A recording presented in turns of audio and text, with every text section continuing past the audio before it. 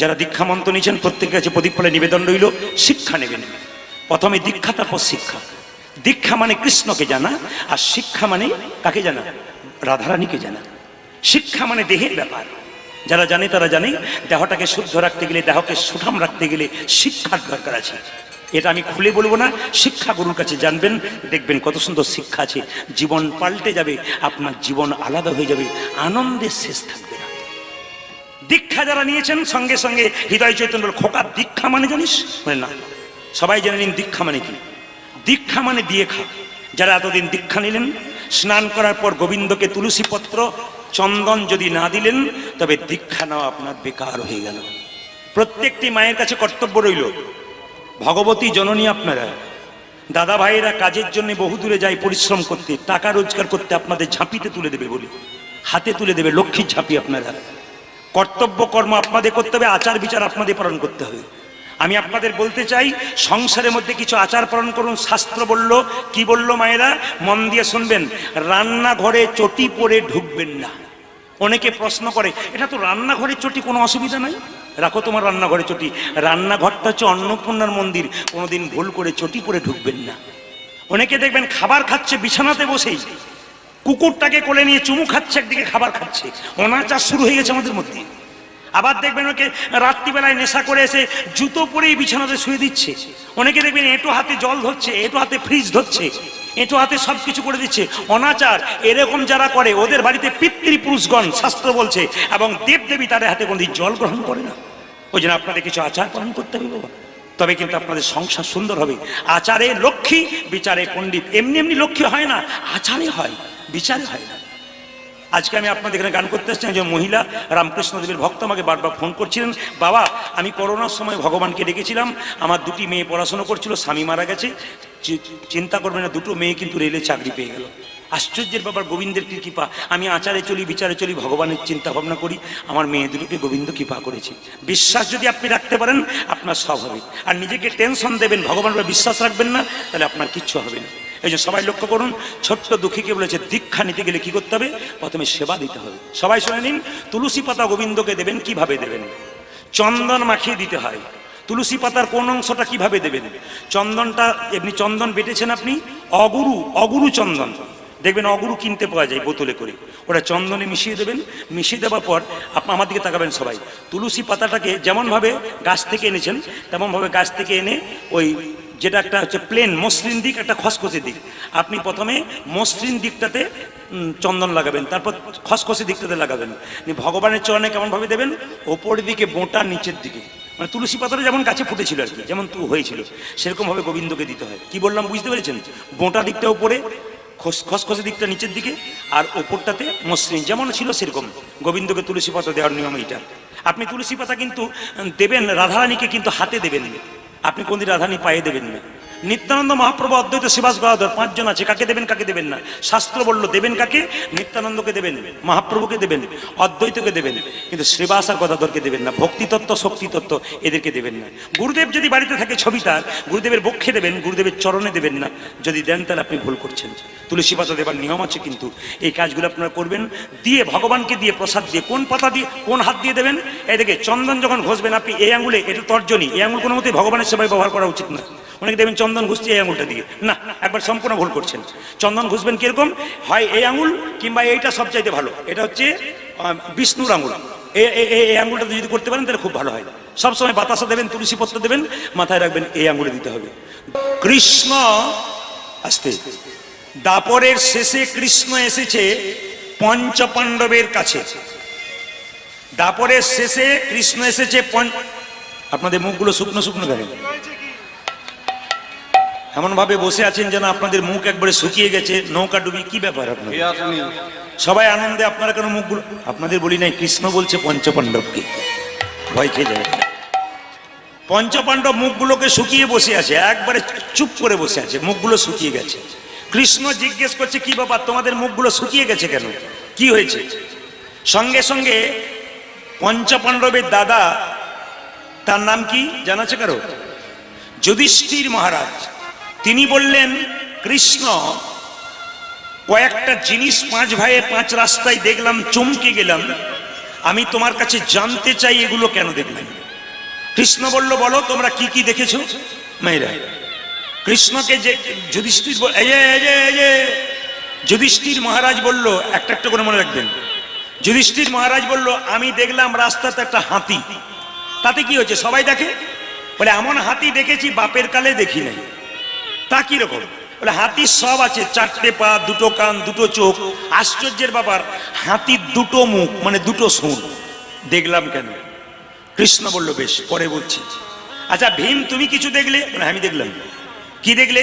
বলছে দেখলাম একটা মরা জন্তু জলে ভেসে আসছে, একটা ময়না পাখি ওই জন্তুটাকে ঠুকরে ঠুকরে খাচ্ছে।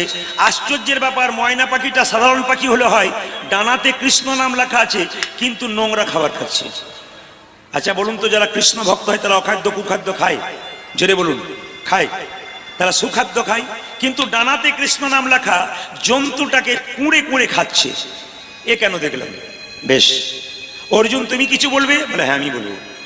আমি দেখলাম একটা গাভী বাছুর প্রসব করলো, বাছুরটাকে প্রসব করে জন্ম দিয়েছে, গাটা চাটতে চাটতে গোটা শরীরটা থেকে রক্ত বের করে বাছুরটা মরে গেল।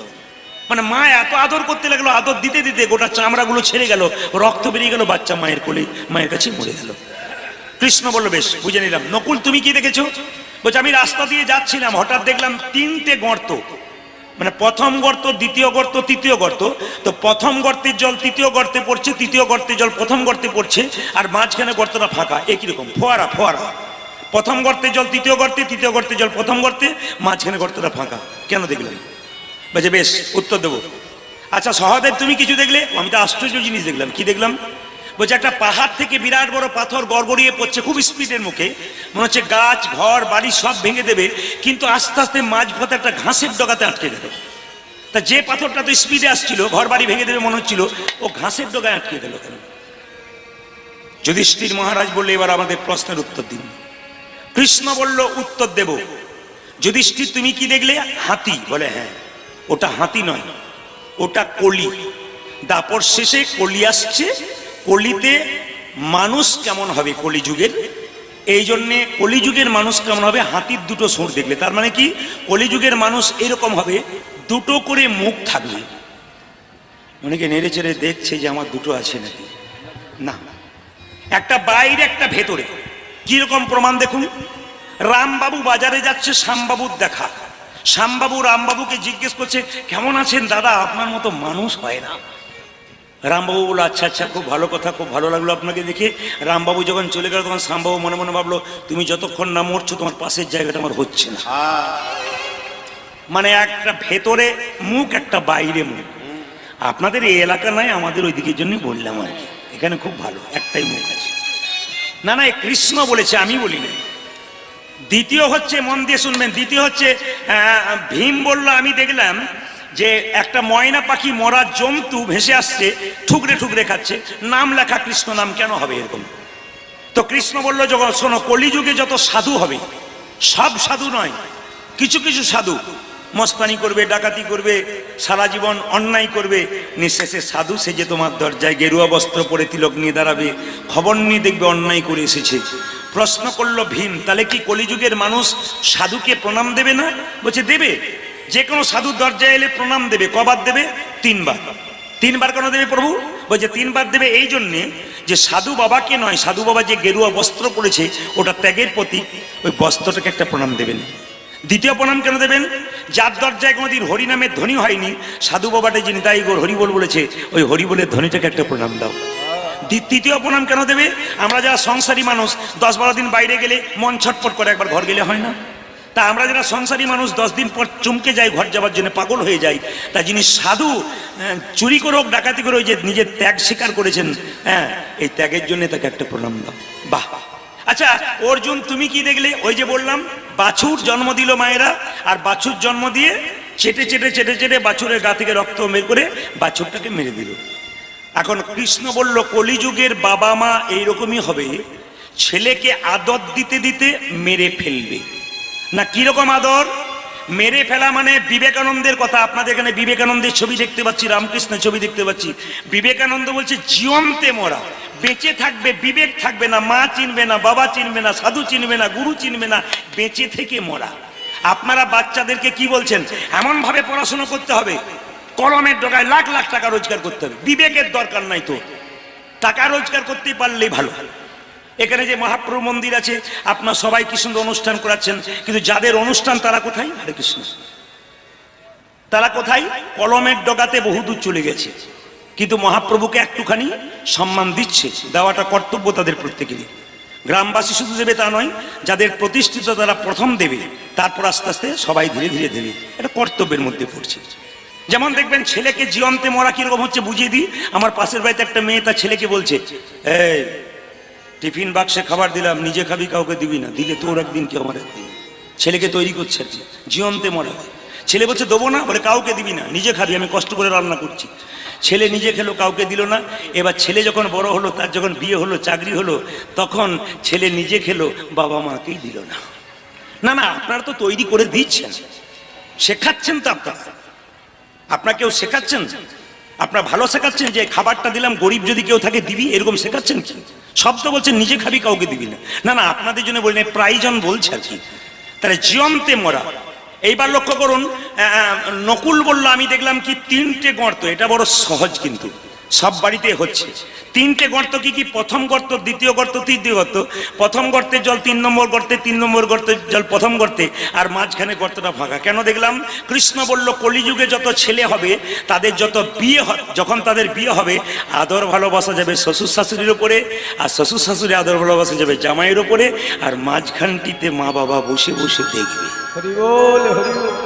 ফাঁকা গর্তটা মা বাবা। কৃষ্ণের কথা, আমার নয়। কলিযুগে যত ছেলে হবে, আদর ভালোবাসা শ্বশুর শাশুড়ির উপরে, আর শ্বশুর শাশুড়ি আদর ভালোবাসা জামাইয়ের উপরে, মাঝখানটিতে মা বাবা একবার এই দিক একবার ওই দিক, কোনো উপায় নাই। কৃষ্ণ বলল মন সন্তুষ্ট হয়েছে? বলে হ্যাঁ প্রভু, হবে না? সহদেব বলে এবার আমারটা উত্তর দিয়ে দাও ঠাকুর। বলে কি? আমি দেখলাম বিরাট বড় পাহাড় থেকে একটা বিরাট পাথর গড়গড় করে আসছে স্পিডে, কিন্তু মনে হচ্ছে একটা গাছ বাড়ি ভেঙে দেবে, ঘাসের ডগায় আটকে গেল। কৃষ্ণ বলল শোনো, কলিযুগের মানুষ যদি ভুলক্রমে কোনো পাপ করে থাকে, পাহাড় সমান পাপ, ঘাসের ডগার মতো একটুখানি হরিনাম কৃষ্ণ নাম যদি খাইতে শুইতে হরিনাম কীর্তন করতে পারে, তবে তার পাপের পাহাড়ের মতো। একটু শুনবেন আপনারা। একজন ভক্ত আমাকে বললেন, যে উপলক্ষে গান সেই উপলক্ষ নিয়ে বর্ণনা করতে হয়। আপনার জানা আছে? একজন ভক্ত বললেন যে উপলক্ষে গান সেই উপলক্ষ নিয়ে ব্যাখ্যা করতে হয়। তাহলে শুনে রাখেন, আজকে রাস উপলক্ষে গান, রয়াকার দন্তস্ব, রয়াকার মধ্যনস্ব, রয়াকার তালবস্য। রয়াকার তালবস্য মানে কি? রাস। কোন রাস? ধানের যে রাস। রয়াকার মধ্যনস্ব রাস মানে লাগাম, হাতির লাগাম রাস। আর রয়াকার দন্তস্ব রাস মানে কি? ভগবান শ্রীকৃষ্ণ যে রাস করেছিলেন, নৃত্য করেছিলেন ব্রজগোপীর সঙ্গে, হল্লিসা নৃত্য। হল্লিস নৃত্য বলে, কোথাও হল্লিসা নৃত্য বলে। এইবার দেখুন মায়েরা, আগামীকাল কিন্তু রাস পূর্ণিমার দিন, নাকি? যেটা বলুন হ্যাঁ না না, তাই তো? দশরঘ্রাণ, দশরঘ্রাণ রাস পূর্ণিমার দিন আপনাদের কিছু কর্তব্য আছে, শাস্ত্র অনুযায়ী বলি। আগামীকাল সবাই মিলে সকালবেলায় ঘুম থেকে উঠে আপনারা কি করবেন? ঘুম থেকে উঠে আপনারা প্রথমে স্নান করবেন। স্নান করার নিয়ম হচ্ছে ব্রহ্ম মুহূর্ত, মানে ভোরবেলায়। যেমন তোমার বাবু বাড়িতে গিয়েছিলাম, অপরাধ নেবেন না। ছোট্ট বাচ্চা মেয়েটি বহুদূরে পড়তে যায়, দাদু গল্প করছিল, ভোরবেলায় স্নান করতে হয়। তাহলে পড়াশোনার জন্য ত্যাগ স্বীকার করছে বলে একদিন বড় হতে পারে, সেরকম ত্যাগ স্বীকার গোবিন্দের জন্য করবেন বলে আপনিও বড় হতে পারবেন। এটা সবাই লক্ষ্য করুন, যে যেখানে বসে আছেন। ব্রহ্ম মুহূর্ত মানে 1 ঘন্টা 36 মিনিট আগে ভোরবেলায়। যদি না পারেন, ব্রহ্ম মুহূর্ত আরেকটা বলছে শাস্ত্র কি, আকাশে তারা থাকবে, ওই সময় স্নান করলে আপনার কি 3টের পরে আকাশে তারা থাকবে, রাত্রি 3টে পরে, ওই সময় স্নান করলে আপনার ব্রহ্ম মুহূর্তে স্নান। বেশ, পারবেন না, কলিযুগের মানুষ, ঠান্ডা লেগে যেতে পারে, গঙ্গায় স্নান করবেন। গঙ্গা নাই, কি করবেন? নদীতে করবেন। নদী নাই, কি করবেন? পুকুরে করবেন। আচ্ছা, পুকুরে করলে ঠান্ডা লেগে যায় আপনাদের, আচ্ছা তার দরকার নেই, বাথরুমে করবেন। হরে কৃষ্ণ মহামন্ত্র বলতে বলতে আপনারা স্নান করবেন। সবাই মিলে কালকে সকালে হরে কৃষ্ণ মহামন্ত্র বলে প্রাতঃ সকালে স্নান করবেন। প্রত্যেকটি হিন্দু জাতির কর্তব্য, শাস্ত্র অনুযায়ী আমি বলে যাই। স্নান করবেন কালকে, সবাই লক্ষ্য করুন, স্নান করবেন। আচ্ছা, স্নান করার পর এদিকে তাকাবেন। স্নান করার পর কি করবেন মায়েরা? রাধা গোবিন্দ যদি বাড়িতে আছে, গঙ্গা জল দিয়ে স্নান করাবেন, দুধ দিয়ে স্নান করাবেন। না থাকলে দরকার নেই, কৃষ্ণের ছবি যে আছে ক্যালেন্ডারে, জল দিয়ে স্নান করাবেন। একটা মালা নিজে গাঁথতে পারলে ভালো, না পারলে বাজার থেকে কিনে এনে গোবিন্দের গলায় পরাবেন। আপনি কি দেবেন মায়েরা? সবাই লক্ষ্য করুন। গোবিন্দ খেতে ভালোবাসে কি? দুধের জিনিস, দুধের পায়েস কিংবা দুধের পিঠে কাল দিলে ভালো হয়। পারবেন না, নেই, দরকার নেই, তুলসী পত্র দেবেন। একটু বাতাসা দেবেন, তাতে হয়ে যাবে। এইবার সবাই লক্ষ্য করুন, সকালবেলায় ঘুম থেকে উঠে শুভ্র পোশাক পরে আপনি ওই ভগবানের সামনে বসে হরে কৃষ্ণ মহামন্ত্র জপ করবেন। হরে কৃষ্ণ মহামন্ত্র অন্যদিন জপ করার চাইতে রাসের দিনে কালকে জপ করলে কি হয় জানেন? বলছে যা জপ করবেন, আজকে জপ করলে আপনি 1 গুণ পেলেন, কালকে জপ করলে আপনি 7 গুণ ফল লাভ করবেন। যতবার হরে কৃষ্ণ নাম করবেন কাল রাসের দিনে, তত কিন্তু আরো 2 গুণ 3 গুণ 4 গুণ 7 গুণ লাভ করবেন, শাস্ত্র বলছে। এবার সবাই লক্ষ্য করুন, আপনি ভগবানের নাম ভজন করছেন, একটু ধূপ দিলেন, একটু দীপ দিলেন, দেওয়ার পর কি করলেন? আপনি ভগবানকে অষ্টোত্তর শতনাম যদি কৃষ্ণের পারেন সেদিন পাঠ করতে পারেন। আবার বলে রাখি, কাউকে 5 জনকে কাল সেবা দিতে পারলে ভালো, কোনো বাচ্চাকে ডেকে, কোনো বৈষ্ণবকে ডেকে কালকে দিনে সেবা দিলে খুব ভালো হয়। এবার আপনি দীপ দেবেন, দীপ। কালকে কিন্তু দামোদর ব্রত শেষ হচ্ছে, একটা উত্থান একাদশী শেষ হয়েছে, আর আগামীকাল হচ্ছে দেখবেন একটা দামোদর ব্রত শেষ হচ্ছে। দেখবেন যারা রাস টু রাস করেছে, মানে পূর্ণিমা টু পূর্ণিমা করেছে, আর যারা একাদশী টু একাদশী করেছে তাদের উত্থান একাদশী শেষ হয়ে গেছে। আর যারা রাস টু মানে পূর্ণিমা টু পূর্ণিমা করেছে তাদের কিন্তু আগামীকাল শেষ হবে। দীপ দেবেন মায়েরা সবাই, সারা বছর পারলেন না, সারা দিন পারলেন না, সারা মাস পারলেন না, কালকে দিনটাতে দীপ দিলে আপনাদের লাভ আছে। একটা ঘিয়ের প্রদীপ বা তেলের প্রদীপ বা তিলের প্রদীপ আপনি ভগবানের চরণে 4 বার দেখাবেন কালকে। খবর বললাম, যেটা বলুন চরণে 4 বার। যে ঘুমাচ্ছে সে বলুন কবার? বলুন 4 বার। বেশ, না চোখ অন্ধকারে থাকলে ধরা পড়ে যায়। কবার? 4 বার। আচ্ছা, নাভিতে কবার? 2 বার। মুখমণ্ডলে কবার? 3 বার। কৃষ্ণের চরণে 4, নাভিতে 2 বার, মুখমণ্ডলে 3 বার, গোটা শরীরে পরিক্রমা করবেন দীপ দিয়ে 7 বার। বাহ, আপনাদের মুখস্থ আছে। এবার লক্ষ্য করুন, সেই দীপ আপনি দেবদেবীর মন্দিরে নিয়ে যাবেন, কিন্তু দেবদেবীর চরণে দেখাবেন না, তাহলে ভুল হচ্ছে। বদনে 7 বার বা 3 বার দেবেন। গুরুদেবের চরণে দেখাবেন না, বদনে 7 বার বা 3 বার কালকে দেবেন। আচ্ছা, কালকে একটা টোটকা, 2টো শাস্ত্র বলছে, একটা জ্যোতিষ, একটা আয়ুর্বেদ। একবার জ্যোতিষ শাস্ত্র বলছে কালকের দিনে স্বামী স্ত্রীতে যদি কোনো গন্ডগোল হয়, অভিমান থাকতে পারে, ব্যথা থাকতে পারে, বেদনা থাকতে পারে, দুজনের মধ্যে মিল না থাকতে পারে। আমি বলি নাই, পড়ছিলাম আমি অরুণ গভীর শাস্ত্র, এটা দেখবেন খুব বড় জ্যোতিষ, তার জিনিসটা আমি পড়ছিলাম কালকে, দেখতে পাচ্ছিলাম কি যে তিনি বলছেন, খুব সুন্দর, খুব বড় কিন্তু জ্যোতিষ, তিনি বলছেন যে স্বামী স্ত্রীতে যদি, আপনাদের এখানে নাই, আপনাদের করার দরকার না, অন্য জায়গাতে করবেন। স্বামী স্ত্রীতে এখানে কোনো মিল অমিল নাই, সবার মধ্যে মিল ভালো আছে, আমি দেখতে পাচ্ছি।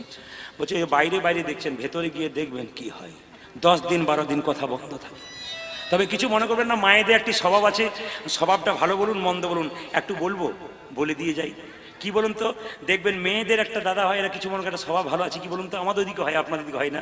দেখবেন যদি একটু বেশি কিছু হয় না, আমার মতো মেয়ে বলে তোমার সংসার করেছিল, অন্য মেয়ে হলে দেখতে কোথাও করেছিল। না না, কীর্তনে যে কি রস আছে এ বুঝবেন না, শুধু ঢালতে হবে, ঢাললেই বাস খায়। আবার দেখবেন বিয়ে বাড়িতে যাবে কোনো মেয়েকে, যদি তার স্ত্রীকে তার স্বামী বলে, শুনছো আগামী পরশু বিয়ের ডেট, মনে আছে আমরা দুজনে যাব?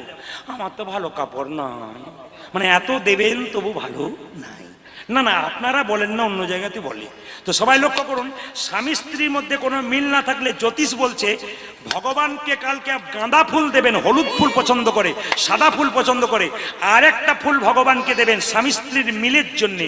আপনাকে প্রার্থনা করতে হবে, স্বামী স্ত্রীর ঝগড়া হলে থানায় গিয়ে পুলিশের কাছে আবেদন দিতে হয়, ভগবানের কাছে কিছু বলুন, কোথাও যেতে হবে না, ওইখানেই কাজ হয়ে যাবে। কিরকম?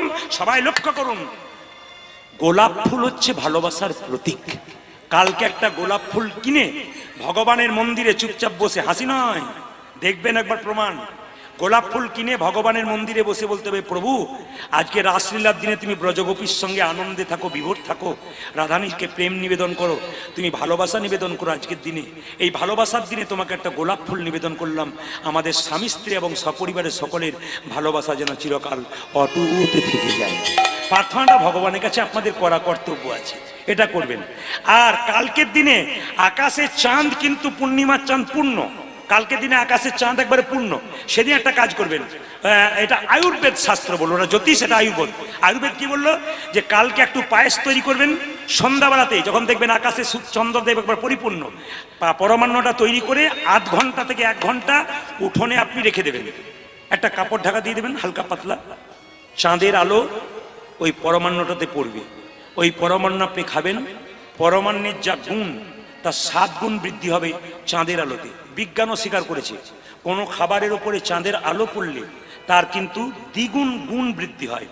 আয়ুর্বেদ শাস্ত্র নিয়ে যারা ঘাটে, আয়ুর্বেদ চিকিৎসা যারা করে, দেখবেন আগামী পূর্ণিমার দিনগুলোতে ওরা জড়িবুটিগুলো সব কিন্তু সারা রাত্রি চাঁদের আলোর নিচে রাখে। কেন রাখে বলুন তো?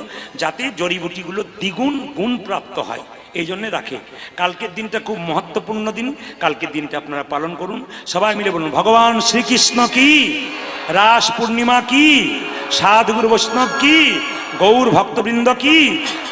হিন্দু সমাজের কোনো স্কুল নেই, কিন্তু হিন্দু সমাজের কোনো ধর্মীয় স্কুল নেই যেখানে ধর্ম চর্চা হয়।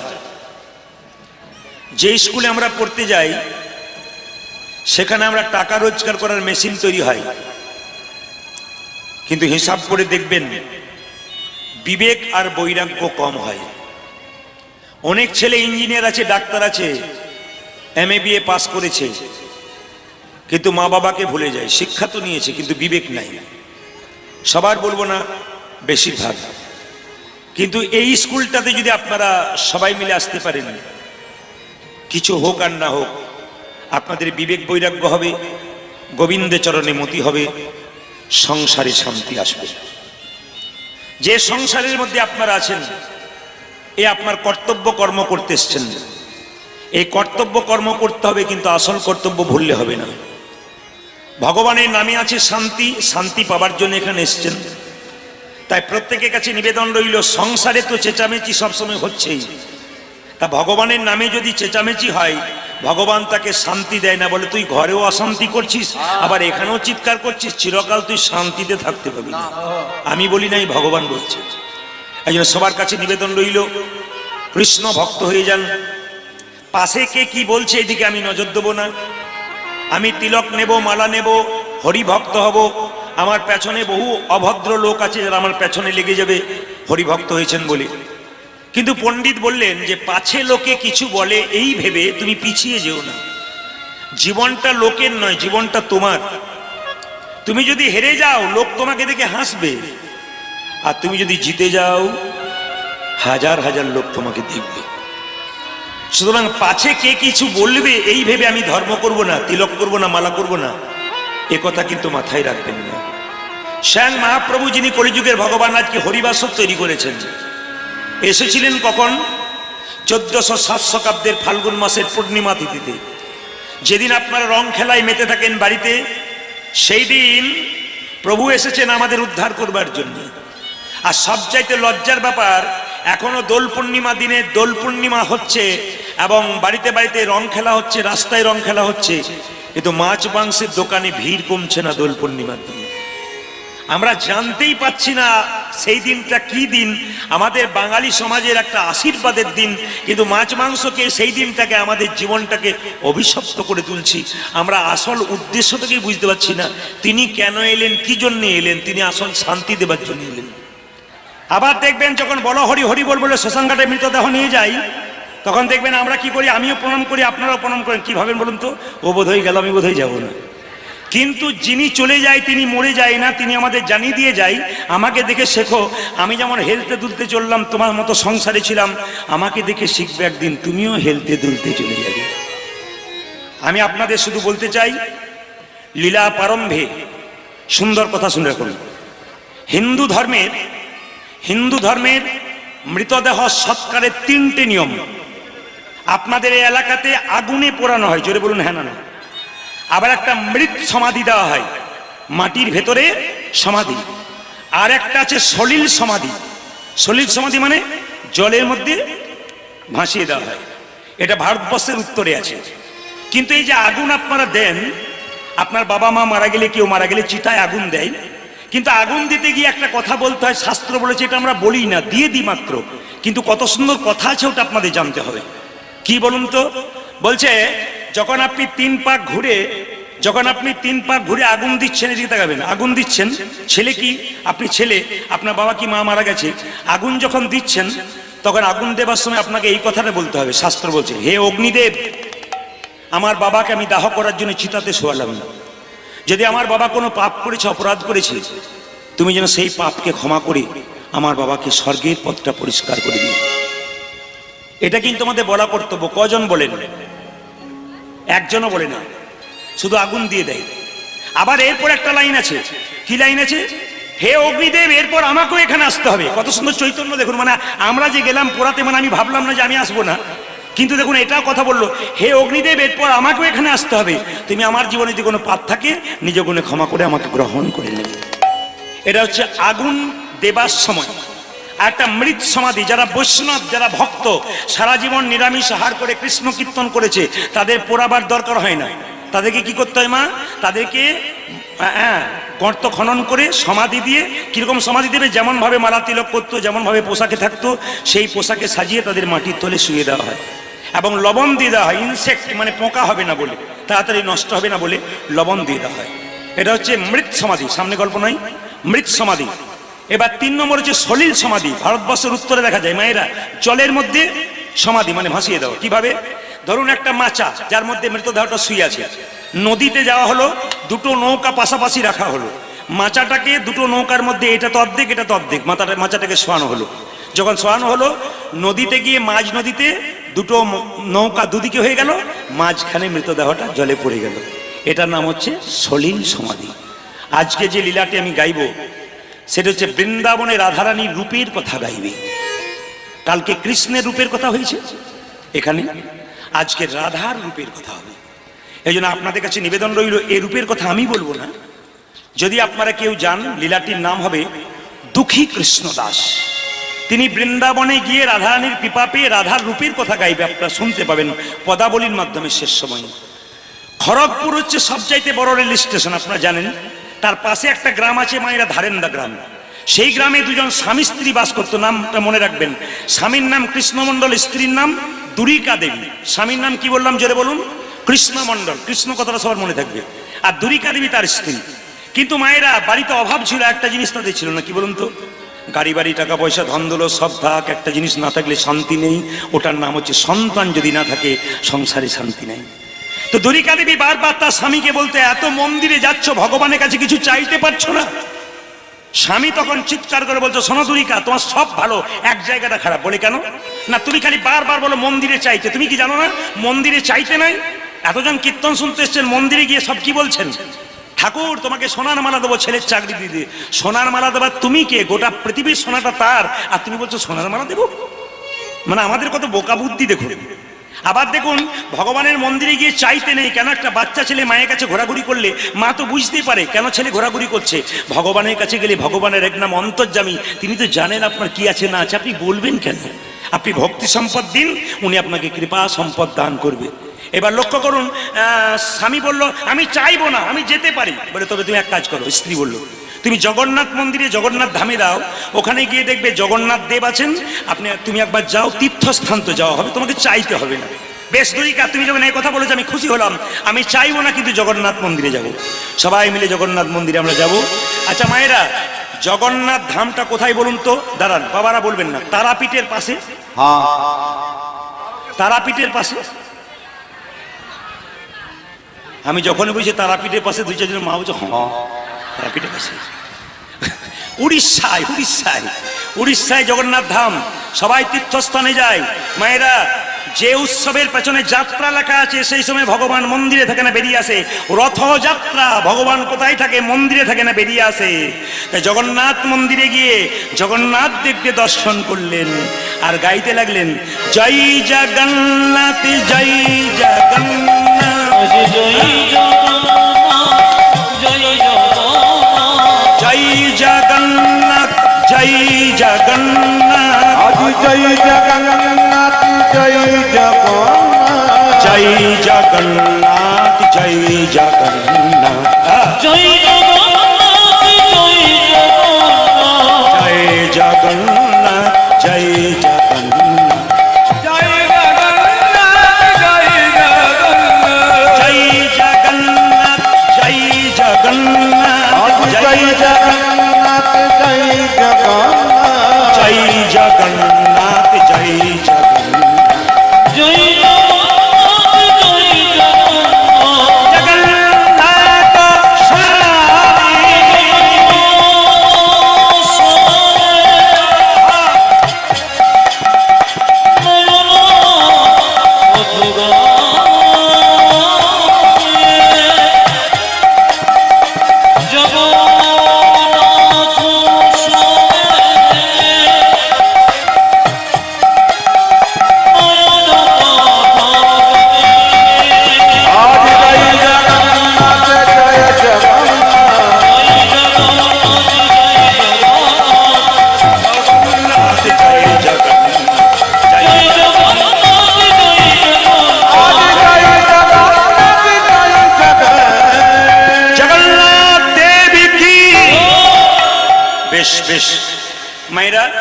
জগন্নাথের চোখটা গোল না পটল চেরা, জোরে বললেন?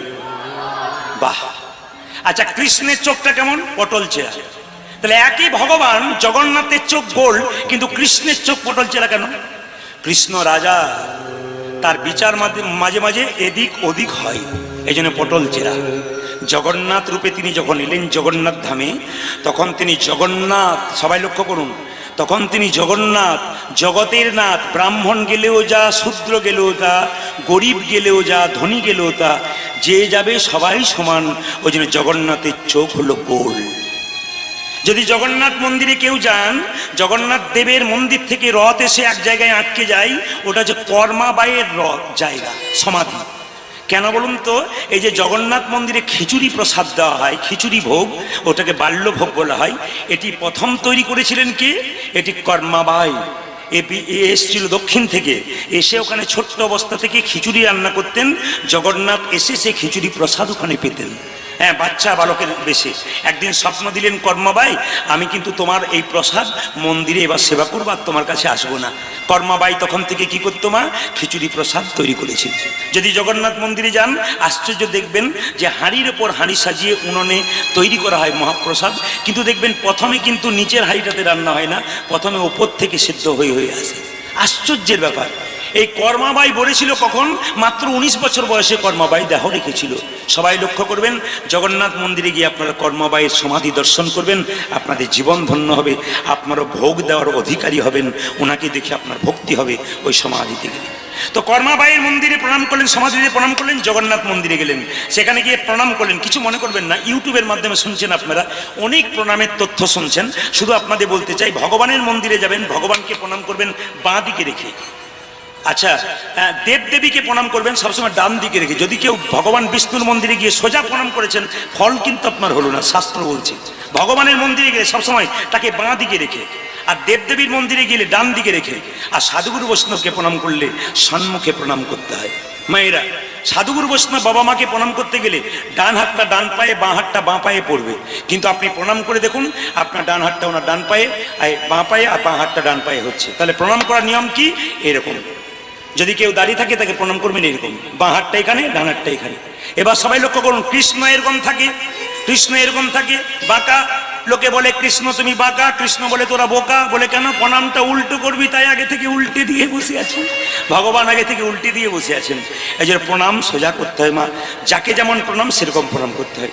জগন্নাথ মন্দিরে গিয়ে কৃষ্ণমণ্ডল যেটা বললো আমরা সেটা বলতে পারবো না। হে জগন্নাথ জগতের নাথ,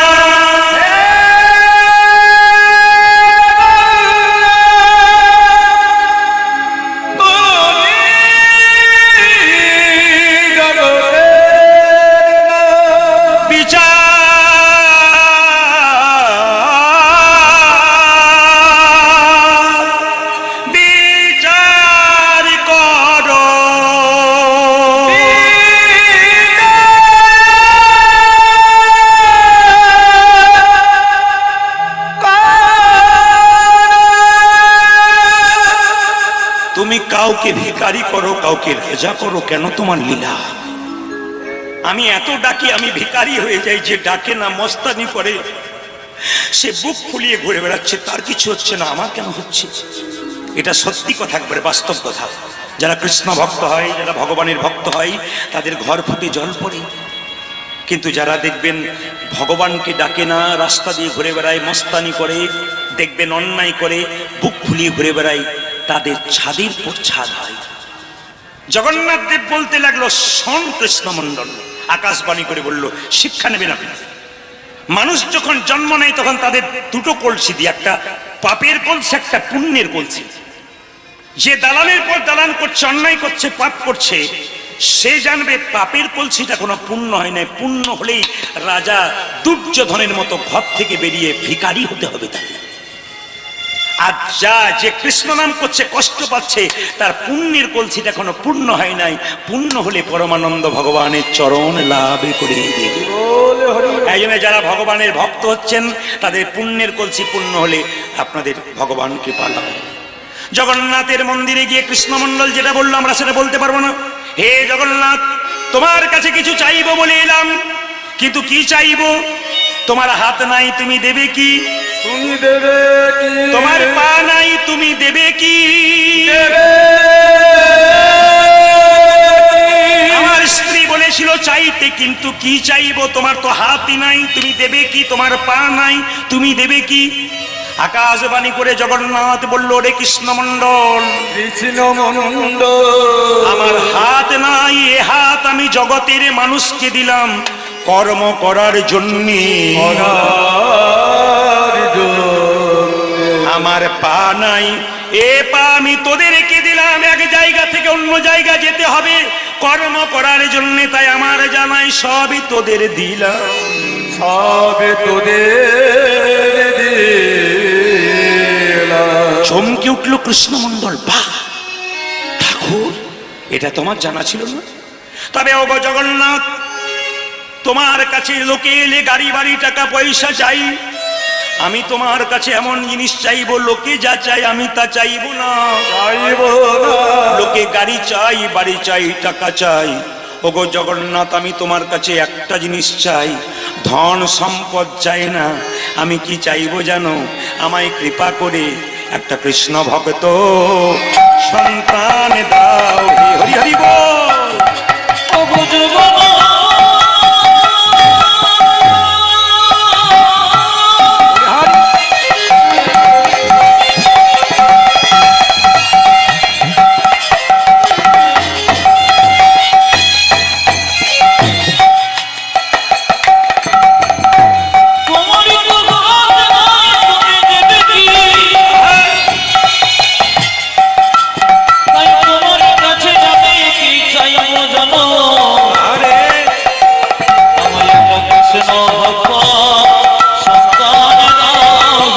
কৃষ্ণ ভক্ত সন্তান দাও হে, কৃষ্ণ ভক্ত সন্তান দাও হে।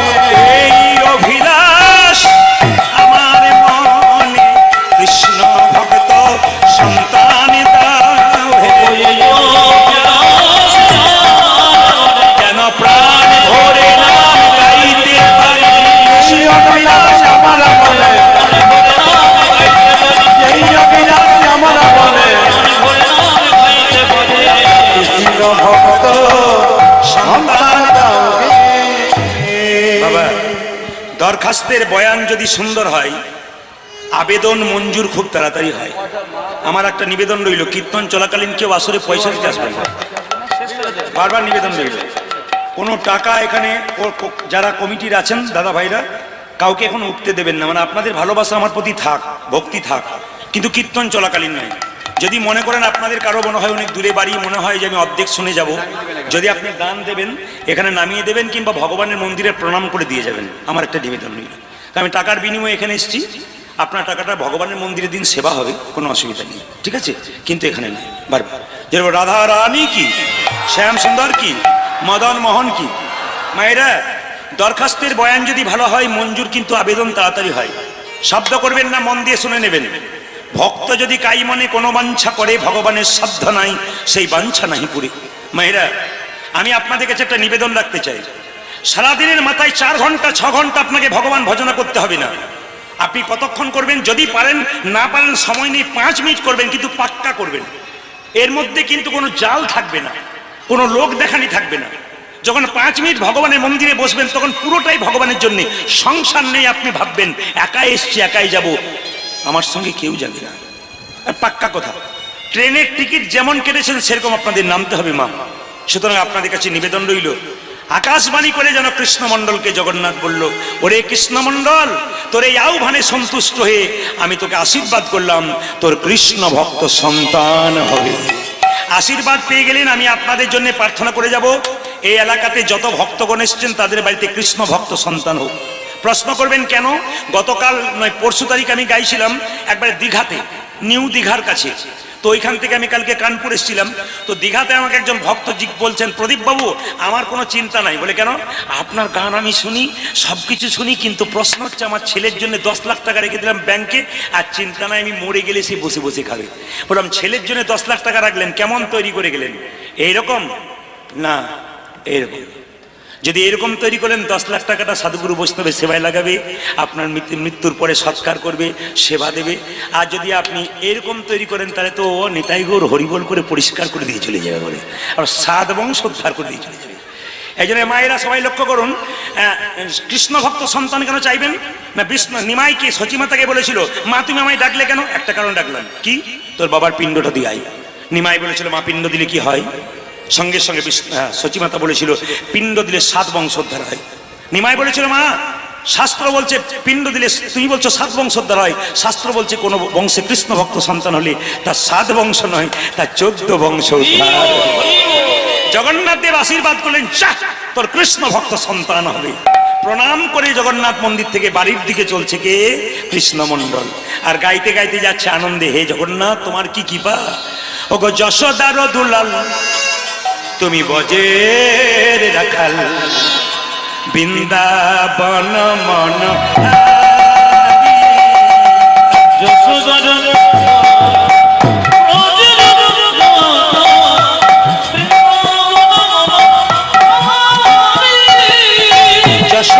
দুলাল ব্রজের রাখাল, বৃন্দাবন মন ও তুমি যশোদার দুলাল ব্রজের রাখাল, বৃন্দাবন গোপীজন বল্লভ রাধিকা রামান,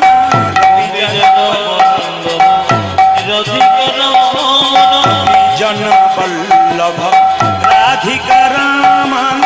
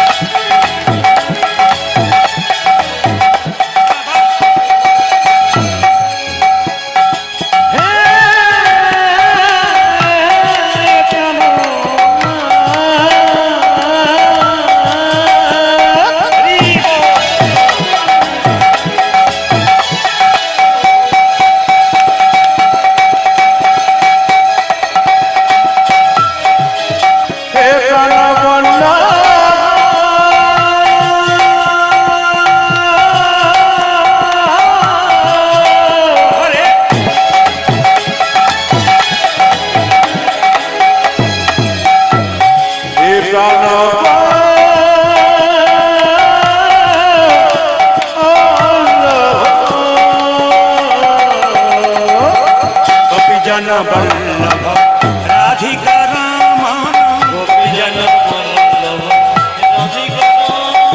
গোপীজন বল্লভ রাধিকা রামান, চিত্ত বিত্ত মনোহারি,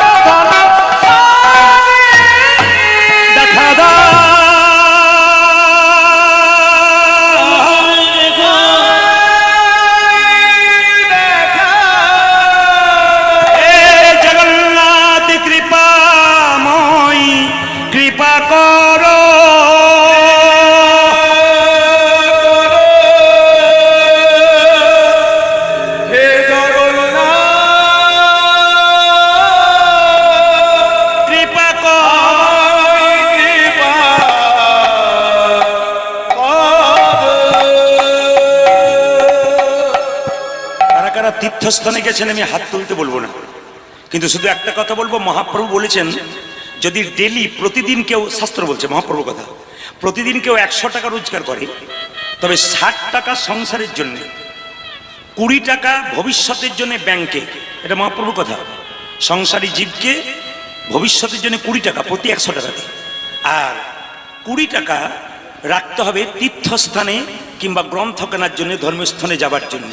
প্রতি 100 টাকাতে 60 টাকা সংসার, 20 টাকা ব্যাংকে, আর 20 টাকা 20 টাকা কত? 20 টাকা তীর্থস্থানে যাবার জন্য। সবচাইতে লজ্জার ব্যাপার, 50 টাকা সিগারেট খেয়ে নেয়, কিন্তু 20 টাকা ভগবানের জন্য রাখে না। দুঃখ আমাদের এটাই। জেনে নিন মহাপ্রভুর বাণী এ কথা।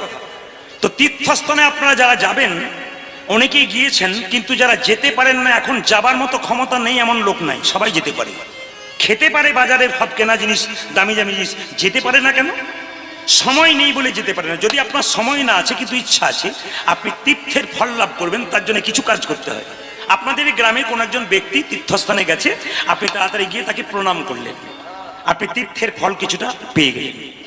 আপনার বন্ধু গিয়েছিল, আপনি বন্ধুকে দেখলেন, একটু আলিঙ্গন করলেন, ভাই তুই গিয়েছিলি, ব্যাস কিছুটা পেলেন। মায়ের আপনার বান্ধবী গিয়েছিল, একটা আলিঙ্গন করলেন, আপনি কিছু পেলেন। মায়ের কোলে বাচ্চা গিয়েছিল, বাচ্চাকে কোলে করে নিলেন, আপনি কিছুটা পেয়ে গেলেন। তো তীর্থস্থান থেকে এলে, স্বামী তীর্থস্থান থেকে এলে, দড়িকা দেবী গলায় কাপড়টা দিয়ে স্বামীর পাগুলো ধুইয়ে দিচ্ছে। স্বামী, তুমি তীর্থস্থান থেকে এসছো গো, তীর্থের চরণ ধরি তোমার পায়ে আছে, দেখি দেখি দেখি দেখি তোমার চরণ ধোয়া জল একটু পান করি, মাথায় নেই। কত ভক্তি দেখুন। দাদারা কিছু মনে করবেন না, আমি মায়েদের কাছে এটা প্রশ্ন রাখলাম। সকালবেলায় ঘুম থেকে উঠে স্বামীর পায়ে প্রণাম করা প্রত্যেক স্ত্রীর কর্তব্য আছে, শাস্ত্র বলছে, আমি বলি নাই। তা আপনারা যে এতজন কীর্তন শুনতে এসছেন, কে কে সকালে স্বামীকে প্রণাম করেন? এতজনের মাঝে হাত তুলে দেখান। সবাই করে, কেউ করে না। এই যে একটা রব পেছন থেকে আসছে না, কেউ করে না, এটা শুধু আপনাদের কারণে, প্রতি জেলায় জেলায় বলে দাদা কেউ করে না। আর 2-4 জন বলছে বলুন বলুন, যদি চান্স হয় তো হবে একটা, মানে সুযোগ নাই। এই যে কয়েকদিন আগে এক জায়গায় কীর্তন করছিলেন, একটি মেয়ে সামনে এসে বলল, দাদা আমি আপনার ফ্যান, কিছু মনে করবেন না, সব সময় কীর্তন শুনি, রাত্রিবেলা ঘুম না এলে ঘুমের ওষুধ না খেয়ে আপনার কীর্তনটা আমার ঘুম। তো বললাম কি?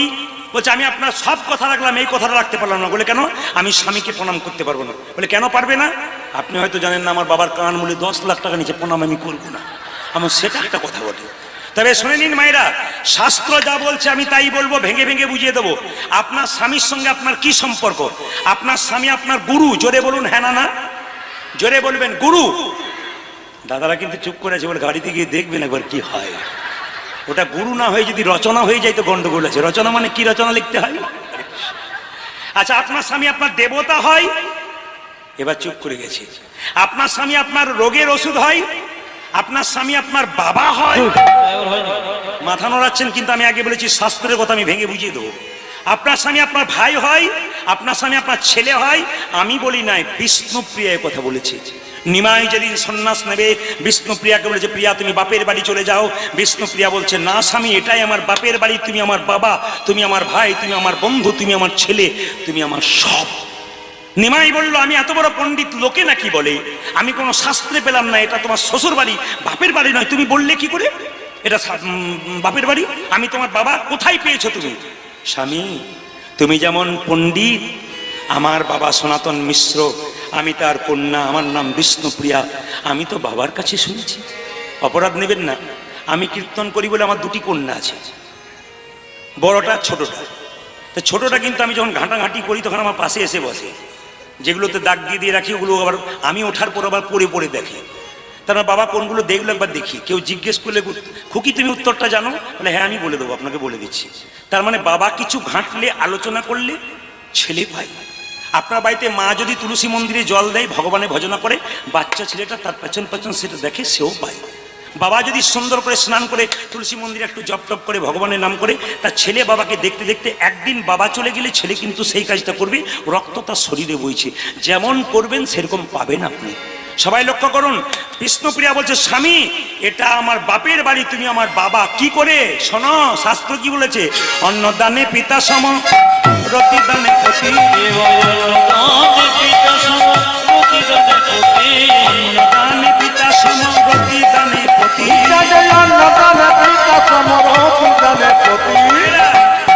মেয়েদের যখন বিয়ে হয় না, অন্ন জোগাড় করে কে? স্বামী। আহা, বাবা।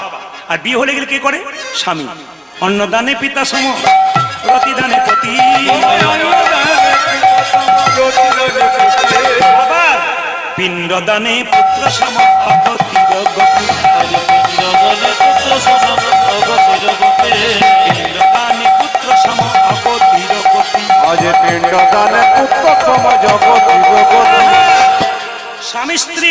আছে, আগে স্ত্রী মারা গেল, ছেলে মেয়ে নাই, স্বামী তার পিণ্ড দিতে পারে। শাস্ত্র বলেছে পিণ্ড দানে পুত্র সম অগতির গতি। আবার উপদেশে গুরুতুল্য, সেবাতে দেবতা।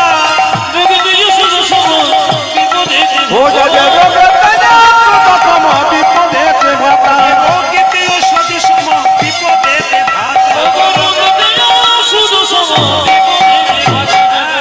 তোমাদের পতিপুত্র পতিপিতা, পতিপুত্র পতিপিতা, পতি হলো পরম দেবতা, পতিপুত্র পতিপিতা, পতি হলো পরম দেবতা।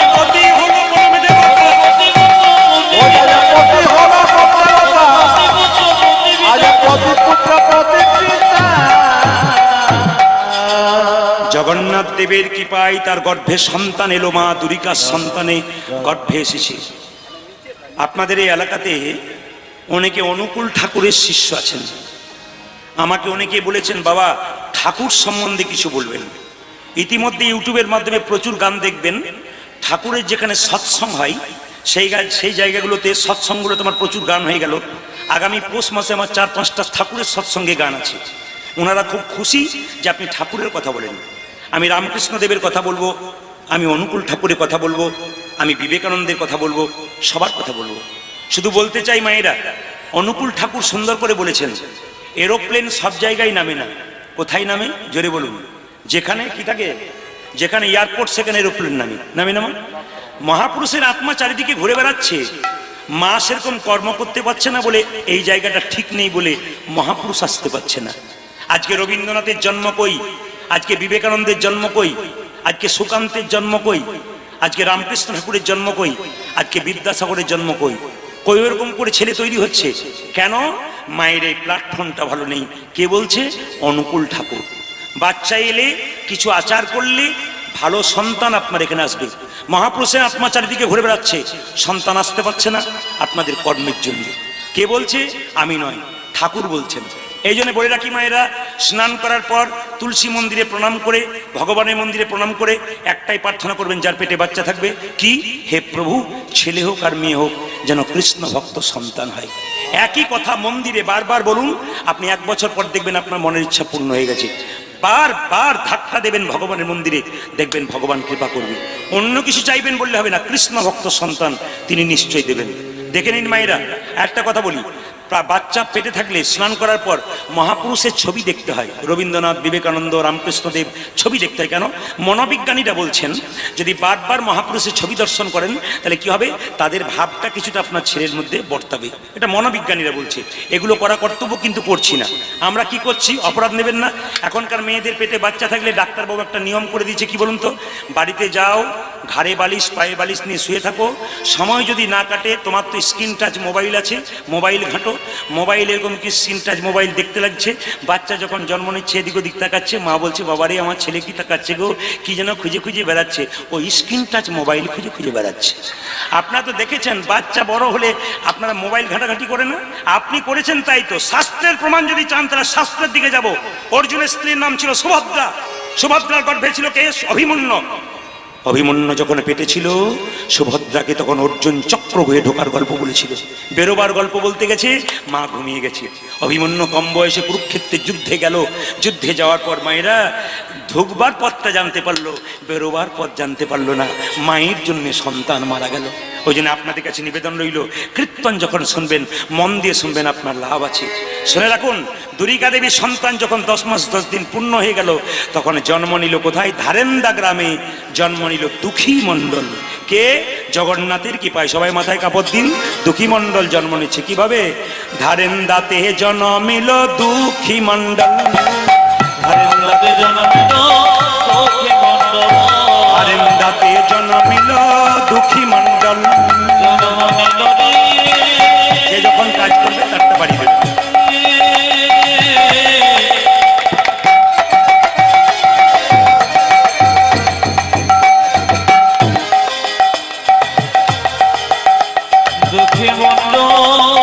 ধনী মায়েরা ধনী কৃষ্ণ ভক্ত সন্তানের জন্ম হচ্ছে। আপনারা দিলে আপনাদের হবে।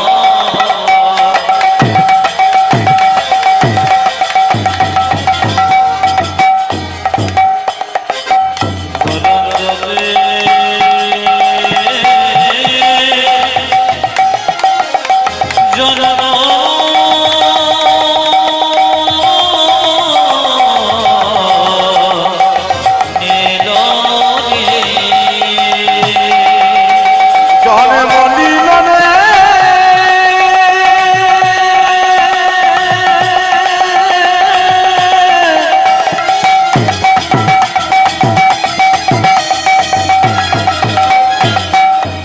আজ ঝাড়ন্দাতে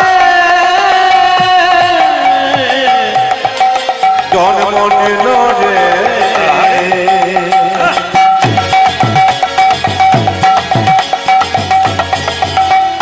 আমার দুঃখী মন্ড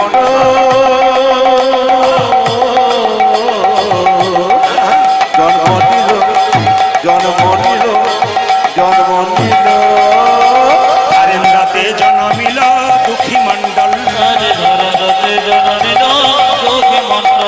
মাতার নামে দুর্গা দেবী পিতা কৃষ্ণ মণ্ডল মাতার নামে দুর্গা পিতা কৃষ্ণ মণ্ডল উদাসা মাতা নাম দুর্গা পিতা কৃষ্ণ মন্ডল তোমার ভাগ্য খুব ভালো, তোমার পাতা চাপা কপাল। মায়েরা কপাল দু প্রকার, একটা পাতা চাপা একটা পাথর চাপা। কিছু আমার পাতা চাপা কপাল কি বলুন তো, হাওয়া দিলে হুস করে পাতা উড়ে যায়। আর দেখবেন পাথর চাপা কপাল দেখবেন 200 কিলোমিটার ঝল দিলেও কিন্তু পাথর সরে না। অনেকে বলে না ছেলের জন্য এত প্রার্থনা করছে ছেলে পাচ্ছে না, আর দিবি দেখবেন একজন 2-4টা ছেলের মা বাবা হয়ে যাচ্ছে। তারপর পাথর চাপা কপাল, এটা পাতা চাপা কপাল। ও কৃষ্ণমণ্ডল তোমার পাতা চাপা কপাল গো, পুত্র হেরি পিতা মাতা আনন্দ না ধরে, পুত্র হেরি পিতা মাতার আনন্দ না ধরে, পাড়া প্রতিবেশী সবে উলুধ্বনি করে, ও যে পাড়া প্রতিবেশী সবে উলুধ্বনি করে, আনন্দ ধরে না, আনন্দ ধরে না, পাড়া প্রতিবেশীর মনে আনন্দ ধরে না, পাড়া প্রতিবেশীর মনে পুত্রের বদন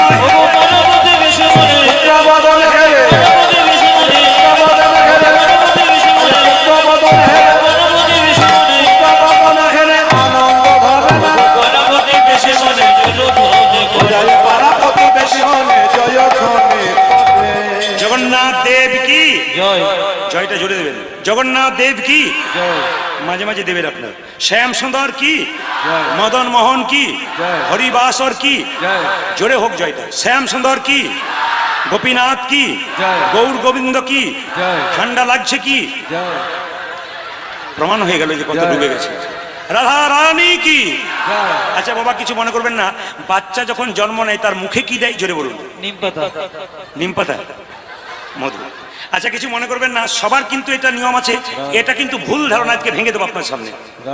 ক্যামেরা হচ্ছে, ইউটিউবের মাধ্যমে আপনারা শুনতে পাবেন, শাস্ত্র অনুযায়ী প্রমাণ দিয়ে দেবো। বাচ্চাকে জন্ম নিয়ে মুখে মধু দেন কেন, মিষ্টি বলার জন্য না, কোথাও লেখা নেই। আমি প্রমাণ দিয়ে দিই আপনাদেরকে। বাচ্চা জন্ম নেওয়ার পর যদি কান্নাকাটি না করে তবে সেই বাচ্চা সুস্থ বাচ্চা নয়, ডাক্তারবাবু থাপ্পড় মেরে মেরে কান্না করে। বাচ্চা জন্ম নিয়ে কিন্তু মায়ের দুগ্ধ পান করতে পারে না, তখন দেখবেন মা বাচ্চা খুব কান্নাকাটি করে, মুখে একটু মধু দিয়ে দেয় কান্না বন্ধ হওয়ার জন্য। তাহলে বাচ্চা মুখে মধু দেবেন কখন, যখন মিষ্টি কথা বলবে। কোন সময় দেবেন দেখুন, একটা বইয়ের নাম করব, বইটা সবাই শুনে নিন। বইটার নাম হচ্ছে হিন্দু ধর্মগ্রন্থ কি এবং কেন, লেখক হচ্ছে লোকনাথ কবিরাজ। তাতে দুটো বইয়ের রেফারেন্স আছে, একটা বইয়ের নাম হচ্ছে গভীর গৃহসূত্রকার, একটা পরাশর গৃহসূত্রকার। গভীর গৃহসূত্রকার বলছে অসহজ গৃহ থেকে জন্ম দেওয়ার পর আপনারা কতদিন পর বাইরে নিয়ে আসেন, 52 দিন পর। অনেকে ভাবছে 21 দিন বটে, 52 দিন বলছে কি, 21 দিন পর নাকি। তো 21 দিন পর যখন নিয়ে এলেন তখন মন্দিরে শুয়ে স্নান টান করিয়ে মন্দিরে শুয়ে একটু মধু দিয়ে ভগবানকে বলতে হয়, হে প্রভু আমার ছেলের বচন যেন মিষ্টি মিষ্টি হয়। কেউ বলেছেন? আমি এতদিন বলি নাই কেন? খুঁজতে খুঁজতে খুঁজতে খুঁজতে পেয়ে গেলাম। আগামীতে যাদের বাচ্চা জন্ম নেবে, গভীর গৃহসূত্রকার যদি সত্য প্রমাণ দিচ্ছে তবে আপনারা একবার দেখবেন তো, পরীক্ষিত। আমিও দেখবো বহু জায়গাতে বহুজনকে বলে পরীক্ষিত, এটা হচ্ছে কিনা, নিশ্চয়ই হবে। দ্বিতীয়, বাচ্চা যখন অন্নপ্রাশন হয়, মায়েরা জানেন অন্নপ্রাশন কেন হয়? আপনাদের দিব্যি আমরা মন্দিরে সেবা দেন, কিন্তু অন্নপ্রাশন কেন হয়? মায়ের পেটে বাচ্চা থাকাকালীন মা যে মলিন খাবারগুলো খায় মুখটা অশুদ্ধ হয়ে যায়, শুদ্ধ পরমান্ন পর প্রসাদ দিয়ে মুখটাকে শুদ্ধ করা হয়। এই জন্য কিন্তু আপনাদের অন্নপ্রাশন করা হয় বাচ্চাদের। এইবার লক্ষ্য করুন, সেই দিন কিন্তু পরমান্নটা দেবার আগে একটু মধু দিয়ে ভগবানের কাছে প্রার্থনা করতে হয়, হে প্রভু যেন আমার ছেলে মিষ্টি মিষ্টি কথা বলতে পারে, আপনার ছেলে মিষ্টি মিষ্টি কথা বলবে। কিন্তু আজকে কৃষ্ণমণ্ডলের এমন অবস্থা, পয়সা পাতি নেই তো মধু কোথা পাবে? পয়সা পাতি নেই দুই কানে, মধু তো কোথায় পাবে? মধু কোথায় পাবে? কিনতে তো পাচ্ছে না, মধু তো কিনে পাচ্ছে না। তা মধু কিনবার ক্ষমতা নেই, পাড়া প্রতিবেশীর ঘর থেকে নিয়ে নেবে। পাড়া প্রতিবেশীর কাছ থেকে যে নিয়ে আসবে একটু ধার করে, শোধ না দিলে তো পরের জন্মে কুকুর হয়ে জন্ম নিতে হবে। তাই কি করলো? মধু দেব না গো। কি মধু দেব? দুই কানে শোনাইল মধুর হরিনাম।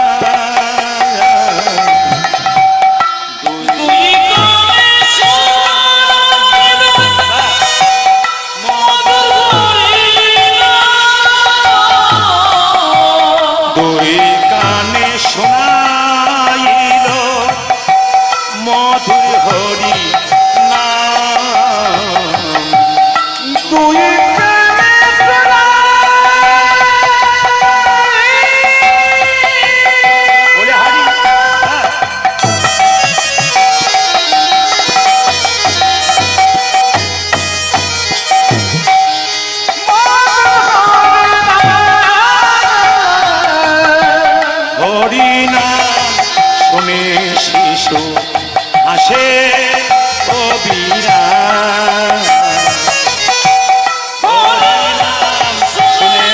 শিশু হাসে ওই আমার হবে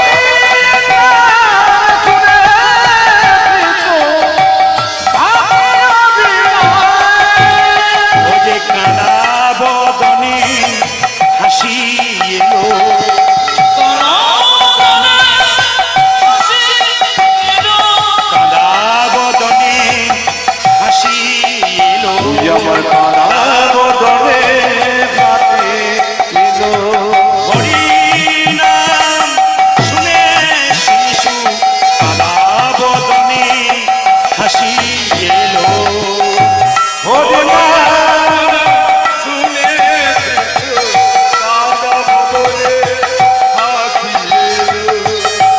হরিনাম শুনে শিশু হাসে কবিরা।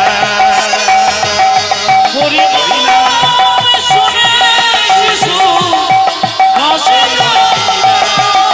ওই আমার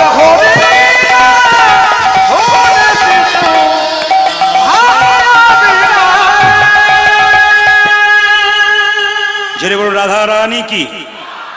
আমি আপনাদের কীর্তন করতে সে কালচার শেখাতেছি, শাস্ত্রের কথা বলতেছি। বাচ্চা জন্ম নেবার পর ছেলেকে হরিনাম শুনিয়ে ঘুম পাড়াবেন, এক। দুই কি মায়েরা সবাই লক্ষ্য করুন, ছেলে যখন আস্তে আস্তে বড় হবে তখন বাচ্চাকে কোলে নিয়ে সাধুগুরু বৈষ্ণব দেখলেই বলতে হবে জয় নিতাই বলো, জয় নিতাই বলো।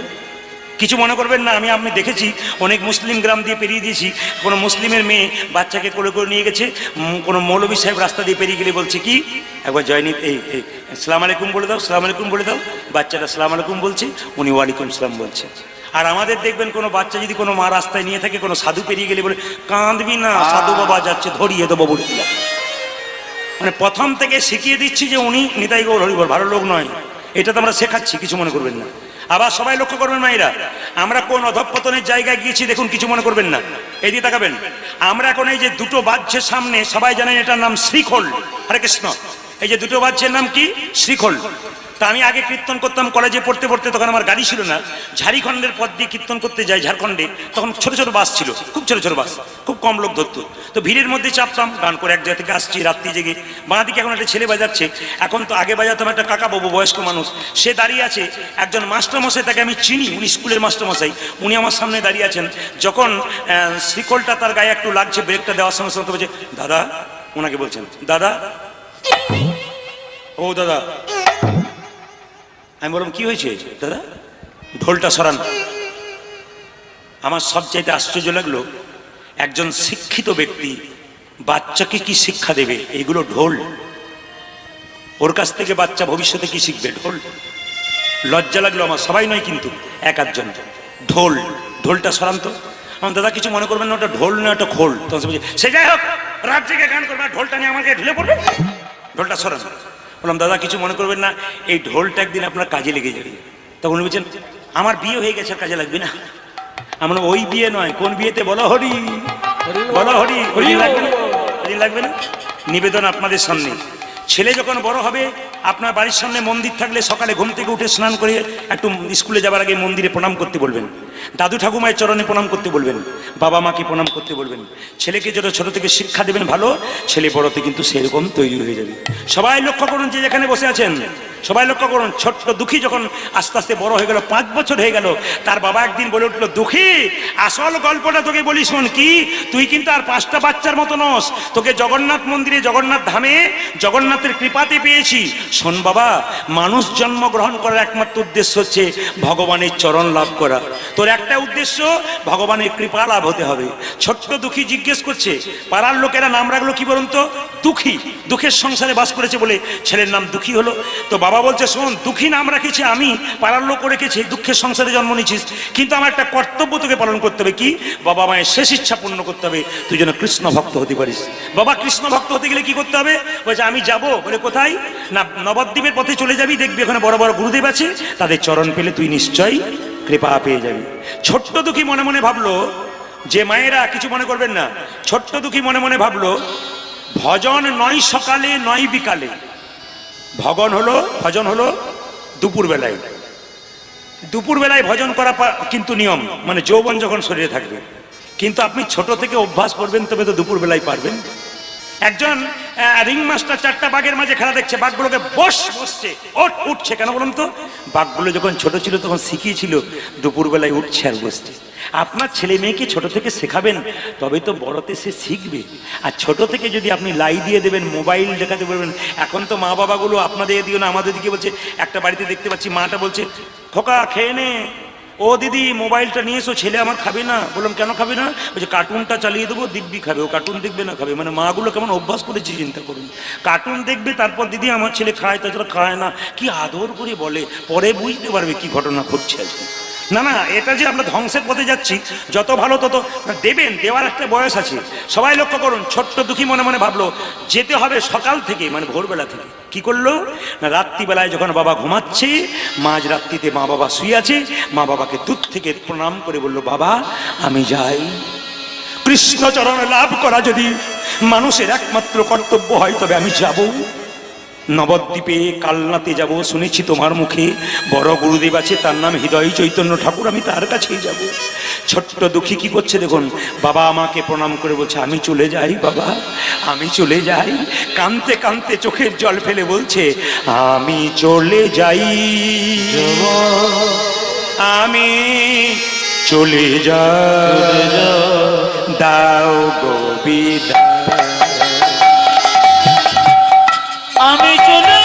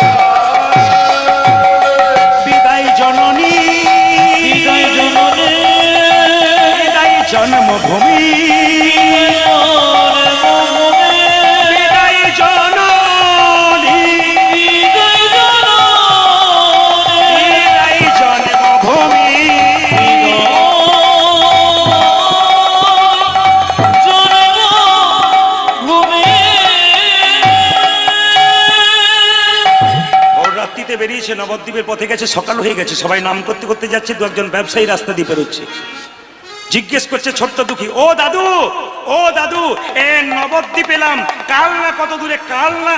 একজন বলল, এক হোকা, ভিখারির ছেলে, ভিক্ষা দিবি, ভিক্ষা নেই, আবার তুই নবদ্বীপ কালনা কালনা করছিস কি জন্যে? ছোট্ট দুঃখী বলল, দাদু তুমি ঠিকই বলেছ, আমি ভিখারি, তবে টাকা পয়সার ভিখারি নই, আমি প্রেমের ভিখারি। ছোট্ট দুঃখী কাঁদতে কাঁদতে বলছে, আমি প্রেমের ভিখারি, প্রেম ভিক্ষা করি যাব গো নদিয়ায়,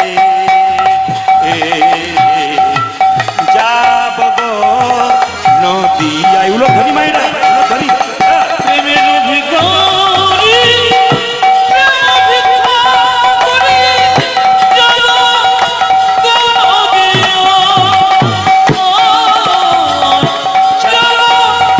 যাব গো নদিয়ায়। প্রেমের ভিখারি, প্রেম ভিক্ষা করি যাব গো নদিয়ায়, যাব গো নদিয়ায়। প্রেমের ভিখারি, প্রেম ভিক্ষা করি যাব গো নদিয়া, যাব গো নদিয়া। হরি হরি বলে দুটি বাহু তুলে, হরি হরি দুটি বাহু তুলে, হরি হরি বলে দুটি বাহু তুলে, হরি হরি বলে দুটি বাহু তুলে যাব গো নদিয়ায়, যাব গো নদিয়ায়। মায়েরা উলু ধরি। প্রেমের ভিখারি, প্রেম ভিক্ষা করি যাব গো নদিয়ায়, যাব গো নদিয়ায়। প্রেমের ভিখারি, প্রেম ভিক্ষা করি যাব নদিয়া, যাব নদিয়া।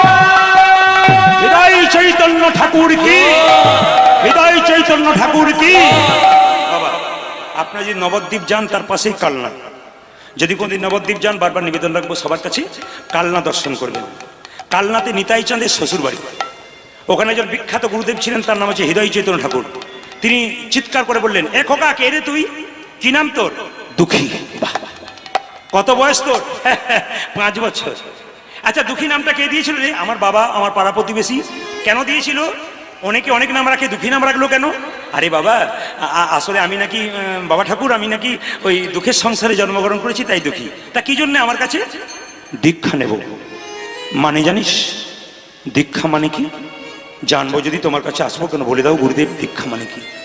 এখানে যত ভক্তমণ্ডলী ভক্তিমতী মায়েরা দীক্ষা নিয়েছেন তাদেরকে বলবো, শুধু দীক্ষা নিলে হবে না, শিক্ষা নিতে হবে। দীক্ষার কথা শুনে ছোট্ট ছেলে বললো যে, বাবা খুব সুন্দর বুঝিয়ে দিলে, এইবার বলো তো আমি দীক্ষা নেবে কি করে? হৃদয় চৈতন্য বলো, দীক্ষা নিতে গেলে পরীক্ষা দিতে হবে। কি পরীক্ষা? এই দেখ, তোকে একটা সোনা মাটির কলসি দিলাম বাবা, তোর 5 বছর বয়স। এই দেখ, এই মাটির কলসি করে গঙ্গা থেকে জল আনতে আনতে যেদিন জল আনা সার্থক হবে সেদিন তোকে আমি দীক্ষা দেবো। ছোট্ট দুঃখী মাথায় করে নিয়ে যাচ্ছে গঙ্গা থেকে জল আনবার জন্য, ওই মোটা বড় কলসিটাকে মাথায় করে নিয়ে যাচ্ছে 5 বছরের ছেলে। গুরুদেবের গুণগান গাইতে গাইতে গেছে। আমি এখন গুরুদেবের গান গাইবো, আপনারা সবাই মিলে কি করবেন মায়েরা, একটু নিজের নিজের গুরুদেবকে স্মরণ করবেন। দাদা ভাইরা নিজের গুরুদেবকে স্মরণ করবেন করজোরে, আর এই গানটি শুনবেন মন দিয়ে। জয় জয় শ্রী গুরু প্রেম কল্পতরু, আজ জয় জয় শ্রী গুরু প্রেম কল্পতরু। এই গানটি গাইছে দুঃখী, জল আনতে যাচ্ছে গাছে। আপনারা কি করবেন? নিজের গুরুকে সবাই স্মরণ করুন, যে যেখানে বসে আছেন গুরুদেবকে স্মরণ করুন আর কান দিয়ে শুনুন। জয় জয় শ্রী গুরু প্রেম কল্পতরু, আজ জয় জয় শ্রী গুরু প্রেম কল্পতরু। অদ্ভুত জাতক জাতক দাস রে,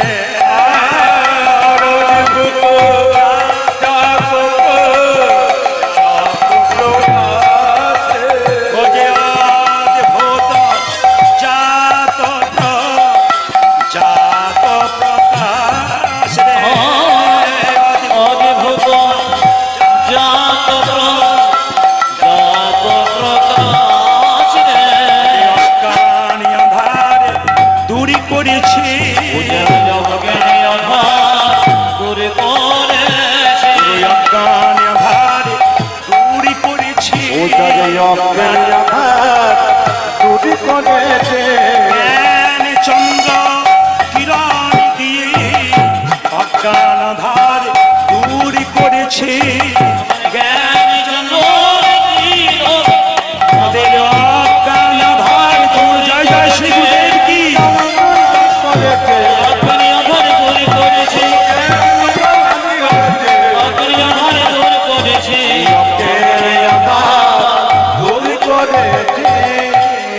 অযাচিত মহেন পতিত হেরি জপু অযাচিত মহেন পতিত হেরি যচ অযাচিত মহেন পতিত হেরি জপহু অযাচিত মহেন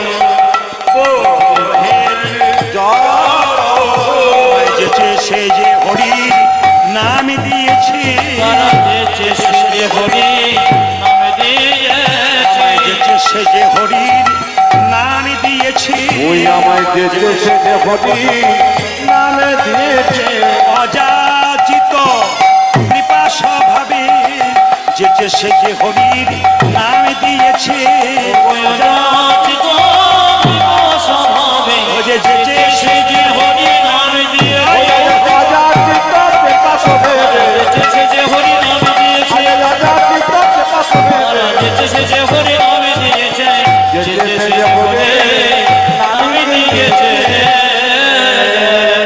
দেখুন ভালো কিছু করতে যাবেন পেছনে খারাপ থাকবে গঙ্গার এই ঘাটে জল নিচ্ছে ওই পার থেকে কতগুলো মেয়ে বলছে এ খোকা এ কি নাম রে তোর ও মাসি আমার নাম দুঃখী বেশ কোথায় এসছিস হৃদয় চৈতন্য বাড়ি কি জন্য এসছিস বাবা দুঃখী নাম দুঃখ তোর জীবনে তা তুই এলি কি করে কোথা থেকে এসছিস ধারেন্দ্র গ্রাম থেকে এলাম গো খড়গপুর চেনো বলে হ্যাঁ চিনি ওই পাশের গ্রাম থেকে এসছি কোথায় এসছিস হৃদয় চৈতন্যের কাছে বলে হ্যাঁ কি জন্য দীক্ষা নিতে পালিয়ে যা বাবা ভালো চাষ তো পালিয়ে যা বলে কেন ওই হৃদয় চৈতন্য লোকটা ওই রকমই লোক হৃদয় চৈতন্য ও গরুর মতো খাটিয়ে দেবে কিন্তু দেখবি তোকে মন্ত্রই দেবে না তোর আগে কতজন এলো গেল কাউকেই দিল না ছোট্ট দুঃখী বলল আমার গুরুকে তোমরা চিনতেই পারলে না গুরু হচ্ছে নারকেলের মতো গো বাইরেটা শক্ত ভেতরটা শ্বাস জলে ভর্তি বাবা মা যেমন ছেলে মেয়ের গুরু যেমন লক্ষ্য করবেন শীতকালের দিনে মা কি করে ছেলেকে গরম জল দিয়ে গাটাকে রোগড়ে ময়লাগুলোকে বের করে দেয় যদি বের করতে দেয় মা দু চার থাপড় মেরেও দেয় না বাবা কিন্তু কিছুক্ষণ পরে যখন ময়লাটা বের করে ধুয়ে মুছে পরিষ্কার করে দেয় শুভ্র পোশাক পরিয়ে দিয়ে মা নিজে খাইয়ে ছেলেকে খাইয়ে দেয় এটাই তো গুরুর কাজ গুরু প্রথমে ভালো ভালো কথা বলবে না তোমাকে শাসন করবে কেন তোমার উন্নতির জন্য বাবা ছেলে মেয়েকে শাসন করে কেন উন্নতির জন্য ভালোর জন্য মা শাসন করে কিন্তু খাবার সময় তো মা নিজে না খেয়ে দেয় গুরু হচ্ছে কাজ সেরকম তোমরা আমার গুরুকে চিনতেই পারলে না তোমার পাড়ার মেয়েগুলো বলছে ও দিদি এ ভালোর কাল নাই গো দেখলে ভালো বলতে গেলে উল্টো বুঝিয়ে দিল এর আবার যত বড় ছেলে নয় তার আবার পাকা কথা দেখো একটা কথা আছে না সবাই চলে ওকে জ্ঞান দেবার দরকার নয় পরের ছেলে পরমানন্দ যত উচ্ছনে যায় তত আনন্দ উচ্ছন্নে যা তুই উচ্ছনে যা এই বলে চলে এলো ছোট্ট দুঃখী মায়েরা প্রত্যেক দিন জল আনতে মাটির কলসির ঘষা লেগে মাথাতে দগদগে ঘা হয়ে গেল এই দিয়ে তাকাবেন এমন দগদগে ঘা হয়ে গেল শেষে কি করলো জানেন একটা ছোট্ট পাকড়ি ছিল ওই পাখিটাকে বেঁধে ছোট্ট দুঃখী জল আনছে মাথায় কলসি দিয়ে মায়েরা এত যন্ত্রণা যদি গুরুদেবকে বলে দেয় আর গুরুদেব যদি আর সেবা করতে না দেয় ছোট্ট দুঃখীর সেবা দেখুন মায়েরা 3 ঘন্টার কীর্তন শুনতে এসে আমাদের মাঝে মাঝে মন চঞ্চল হয়ে যায় কোমরে ব্যথা হাঁটু ব্যথা হয় ছোট্ট দুঃখী আমাদের সমস্ত জগতের প্রত্যেকটি মানুষকে শিখিয়ে দিচ্ছে কেমন করে কৃষ্ণ ভজন করতে হয় আর কৃষ্ণ ভজন করতে গেলে কত কষ্ট করতে হয় ছোট্ট দুঃখী কি করেছে মাথায় পাখিটাকে বেঁধেছে আর পাখিটাকে বেঁধে মায়েরা কি করছে দেখুন পাখিটাকে বেঁধেছে আর পাখিটাকে বেঁধে মাথায় একটা কলসি নিয়েছে আর কলসি নিয়ে গাইতে আসছে তুলতে যাচ্ছে কেন মাথায় ঘা পাগড়ি বেঁধেছে আর কেঁদে বলছে আমি কেমন করে ডাকবো প্রভু আমি কেমন করে ডাকবো ছোট্ট দুঃখী মাথায় কলসি নিয়ে টলতে গুরুদেবের কাছে যাচ্ছে আমি কেমন করে ডাকব হরি বলো না আমায় বলো না আমায় উলধ্বনি আমি কেমন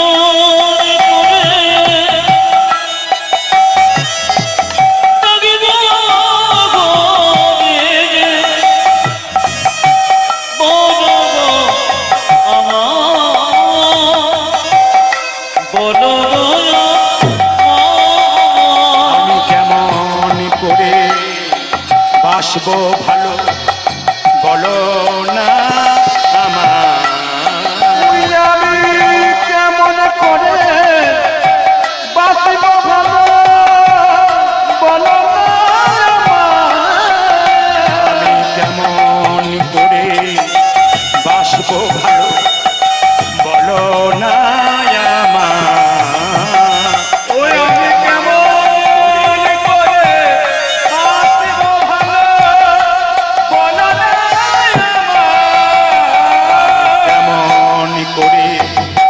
ডাকব হরি বলো না আমায়, বলো না আমায়। ওই আমি কেমন করে ডাকিব হরি বলো গো আমায়, বলো গো আমায়। তুমি নাকি দয়াল ঠাকুর, দয়া করো আমারে, আমি পতি পড়ে আছি, কৃপা করো আমারে। আজ তুমি নাকি দয়াল ঠাকুর, দয়া করো না মানে আমি পথে পড়ে আছি, কৃপা করো না মানে। যে তুমি নাকি দয়াল ঠাকুর, দয়া করো আমারে, আমি পতি পড়ে আছি, কৃপা করো আমারে। ও যদি তুমি নাকি দয়াল ঠাকুর, দয়া করো আমাকে, আমি প্রতি পড়ে আছি, কৃপা করো আমারে। আমি কেমন করে ডাকব হরি বলো না আমায়, বলো না আমায়। উলধ্বনি। ওই আমি কেমন করে ডাকিব হরি বলো গো আমায়, বলো গো আমায়। দুঃখী, এই দুঃখী, মাথায় কি বেঁধেছিস? পাগড়ি। কি জন্য বেঁধেছিস? গুরুদেব বলতে পারবো না। খোল পাগড়ি। আমি খুলবো না। খোল তুই। এত সুখে কৃষ্ণ ভজন হয় না, কৃষ্ণ ভজন করতে গেলে কষ্ট করতে হয়। আপনারা যে কীর্তন শুনতে এসছেন ঠান্ডার রাত্রিতে, কেউ গাড়ি ভাড়া করে, কেউ সাইকেলে, কেউ মোটর সাইকেলে, কেউ হেঁটে, কৃষ্ণ ভজন করা কষ্ট বাবা, কিন্তু কষ্টের মধ্যে কৃষ্ণ মেলে। এত কষ্টে কৃষ্ণ ভজন হয়, তুই শান্তিতে কৃষ্ণ ভজন করি, মাথায় পাগড়ি বাঁধবি, কি হয়েছে তোর? আমি বলতে পারবো না। পাগড়ি খোল। না, আমি খুলতে পারবো না। আমি খুলতে পারবো না। পাগড়ি খোল। না, আমি খুলতে পারবো না, তবে আমি নিজেই খুলে দেবো। হ্যাঁ, ডাক পাগড়ি তোর খুলে। একই মাথার মধ্যে দগদগে ঘা, পুঞ্জ রক্ত পোকা হয়ে গেছে। তুই আগে কেন বললি না বাবা?